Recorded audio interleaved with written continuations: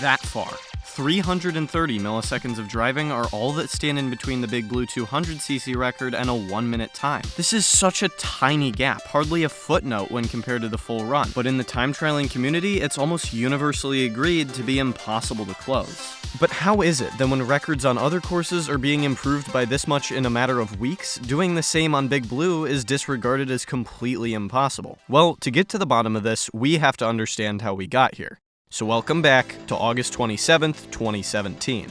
It's 4 months after Mario Kart 8 Deluxe's release, and speedrunner Pochi has just set a new world record on Big Blue. In a sea of early records, this one stands out, not only for being a second and a half from sub-minute, but because it would go on to become the first in the category's history to last for over a month. Clear evidence that runners had finally optimized it to the point where shaving off more time had become challenging. The run begins with a start shroom, where one of the 3 mushrooms is used immediately as the countdown finishes. This seems pointless, since you already get the starting boost, but mushrooms actually give you a much more significant speed increase. So on a course like Big Blue, which doesn't really have many other good places to use them, this becomes the dominant strategy. From there, he gets 4 coins by driving across this coin panel before getting another 4 at the following one. Next, there's a bit more driving until he arrives at arguably the most technical section on the track. The second mushroom is used to get through the off-road at this corner before he perfectly lines himself up with the edge of the track, gliding off of it and sliding back onto the course below. After the glider, he gets his final 2 coins at the panel on the right before beginning a drift that takes him around the edge of the rail, cutting off a large part of the track before landing on the upper path in the water section. Next, he performs the course's largest and most notorious trick by drifting off of the track and slowly falling all the way around the rock wall and over the railing. This is the Big Blue Ultra Shortcut. Now, to clarify, this isn't an ultra shortcut in the traditional sense, where a glitch is used to drive a lap faster than normal. It's really just a large shortcut. But basically everyone else uses this term, so I will too. After this, there's another small trick that's incredibly easy to miss. It might look like he just messed up a trick here, but in reality, this was completely intentional. Because for some reason, when you hop onto the edge of the panel without tricking, your glider appears earlier, causing the speed boost from the cannon to set in faster. For most of lap 3, there aren't any significant tricks, but at the very end, there's one final drift off of the track that saves a couple seconds. This looks fairly simple, but it's actually pretty precise. It's easy to miss, but for a couple frames, he actually lands on the railing, because technically, this is considered drivable road by the game, meaning you can actually get the speed from the mini-turbo about half a second earlier here rather than on the ground. Then, another mushroom is used to send him across the off-road and over the finish line. Even though 200cc time trials have only existed for a few months at this point, this run already employs a ton of advanced strategies and is incredibly well optimized. But so far, it's just a start. We still have a while in between this run and sub-minute, so how do we move forwards from here? Well, primarily, the run just needs to be refined a bit. Pochi did a good job at keeping lines tight, but small imperfections still existed, so it makes sense that a couple months later, it was tied and subsequently beaten by a player named Miguel, who set more records before Pochi tied with him and took the record back, lowering it to a 101.383. When comparing this run to the one from before, they seem to be practically identical.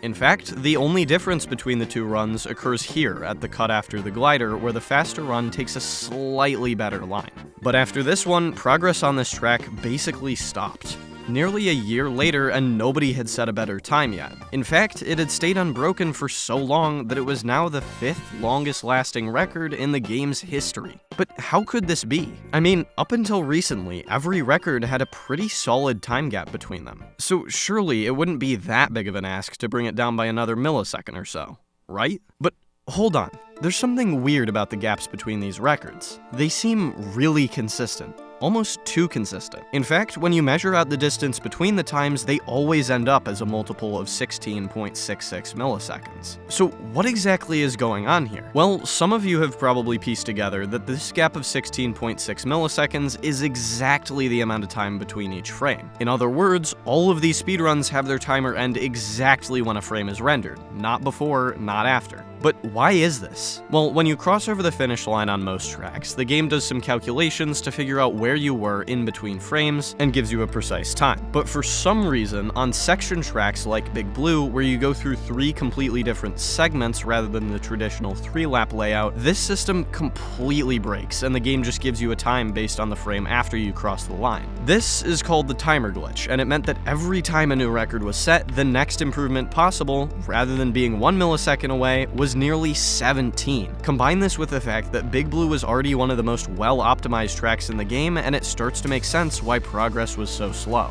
But on the 8th of February 2019, Pochi made his return to the course with a 1-frame improvement, followed by a few more soon afterwards that implemented a new trick after the conveyor belt section. But once again, at 101.266, the record seemed to be frozen, with no changes for months. Luckily, a player named Otohime had an idea, and this was a big one. From almost the beginning of this run's history, the Ultra shortcut has stayed exactly the same, but now Otohime was proposing a pretty radical change. Instead of taking the shortcut from the top, go along the bottom part. This would allow for a much tighter line and could actually save a pretty significant amount of time, but it seems like doing this would be completely impossible. It's tricky enough to get the shortcut from the top path. To do it with this much height missing would require near perfection. But nonetheless, Otohime discovered a way. The changes start all the way back in the glider. Instead of cutting across to the coin panel on the right, Otohime decides to go straight down to the left one. This allows him to enter the corner from a completely different angle and drop onto the lower path in time to release the mini turbo and trick off the ramp. Then there's another small corner cut before he flies off the edge and around the rock, barely clearing the railing and reconnecting with the track. This was insanely difficult to pull off, so even though he had proved that the technique was viable, getting it in a world record level run was a completely different story. Otohime hadn't set a world record before, but he had been on the top 10 leaderboard a few times, so lowering it didn't seem completely out of the question, especially with the time save potential, so he got to work. 500 hours of time trialing and uncountable resets later, Otohime finally got onto a good run. His lap 1 took 22.7 seconds, slower than Pochi's world record, but only by a frame.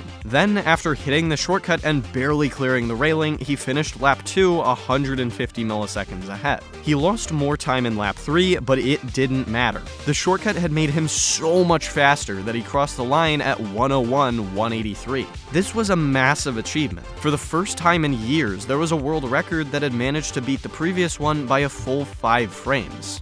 Pochi made his return to the track a few days later to improve on laps 1 and 3 with a 2-frame improvement before increasing the gap to 9 in the coming weeks. But then, another challenger entered the scene, Jimmy.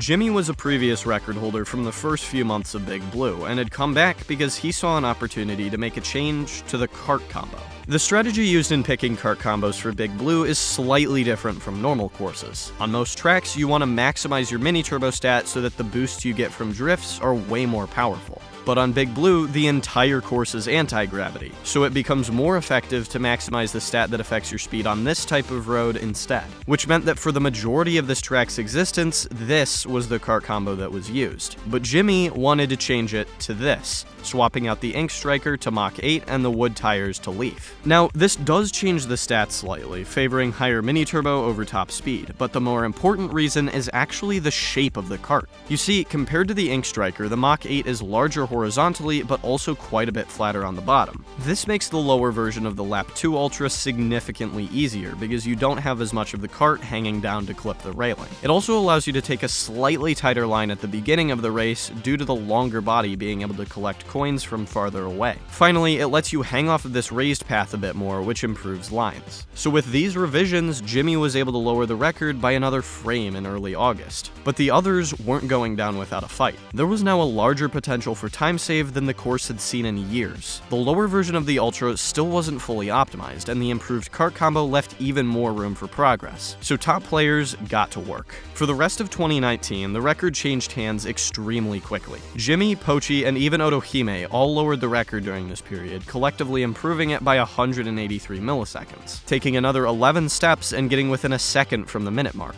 But then, it began to slow down a bit. Some new players passed the record around, and a few changes were made to the world record line. They also managed to squeeze in a couple mini turbos in lap 3 and got an extra coin from the first panel, but in all honesty, these were just minor strategy alterations that had minimal impact. It was now 2023, and basically every record set recently had a 100+ day gap following it, and the improvements from these were always by just 1 or 2 frames. In order for real progress to occur at this point, something major would need to happen. And then, on the 9th of March, something did. When the kart balancing patch was released with Wave 4 of the DLC, the Mach 8 gained plus 0.25 mini turbo, and the wood wheels, a viable replacement for leaf tires, got the same treatment, meaning there was at least a little bit of improvement for runners to work towards. But while all the other top runners were in an uproar over the kart stat changes, a player named Technical noticed something that no one else had. Something that wasn't even included in the patch notes. The timer glitch had been fixed. No longer were runners confined to set records every frame. Now it could be optimized down to the millisecond. Ronnie and FA were onto the course almost immediately afterwards, collectively lowering it by 55 milliseconds. When Wave 6 released in November, there were more changes to kart stats, but none that were relevant to Big Blue. Despite this, FA still returned to get a 1 minute 442, just 3 milliseconds less than his previous, but still an improvement. In November, another new player named Sonanoka caught up to FA and got a pretty significant improvement of 40 milliseconds. The only difference between the two is this bonk that occurs right after the start of lap 2. This is mostly used for getting a consistent alignment in the following sections, but it does save a tiny bit of time. Progress continued to slow after that. Over the course of a couple years, only a few milliseconds were shaved off the record. When FA posted his 1:00:361 in April of 24, it looked like it might be it. But Sonanoka had one final contribution to make. He had noticed that world record runs were now barely fast enough to reach this boost panel before it disappeared, which would be faster than the old strategy. He was able to implement this into a run in early 2025. FA tied and beat him soon after, but Sonanoka gave one last push, getting 330 milliseconds away from sub-minute. We have arrived at the current record.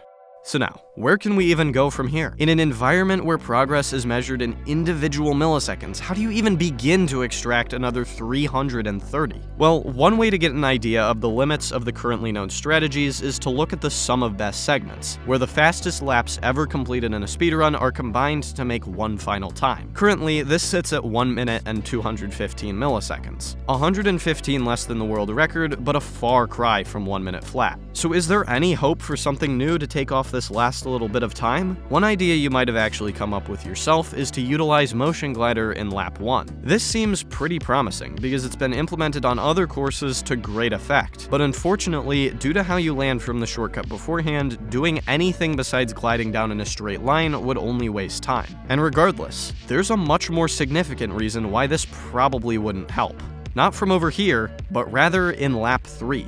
You see, we're almost becoming too fast to the point where this critical boost panel hasn't even appeared by the time we reach this point. Missing this would make this panel the first one we could reach. This isn't a super large difference, and with a bit of adjustment could probably be minimized further, but doing this instead would still lose about 100 milliseconds minimum. Now, there's definitely still a bit more wiggle room before this becomes an issue, and it's not totally clear where the limit is. But regardless, it means that there's a cap to how much time save can happen in laps 1 and 2, forcing us to get at least some of it from the last one. But the problem with this is that there really just isn't anywhere to save time here. Every single corner is taken at absolute peak efficiency, and the only shortcut in this section doesn't appear to have any way to be improved. Right now, you're probably thinking that sub-minute sounds completely hopeless, and honestly, yeah, that kinda does seem to be the case. I wish I had some silver bullet, some grand reveal of a sliver of hope to end this video on, but from what I can see right now, that simply doesn't exist.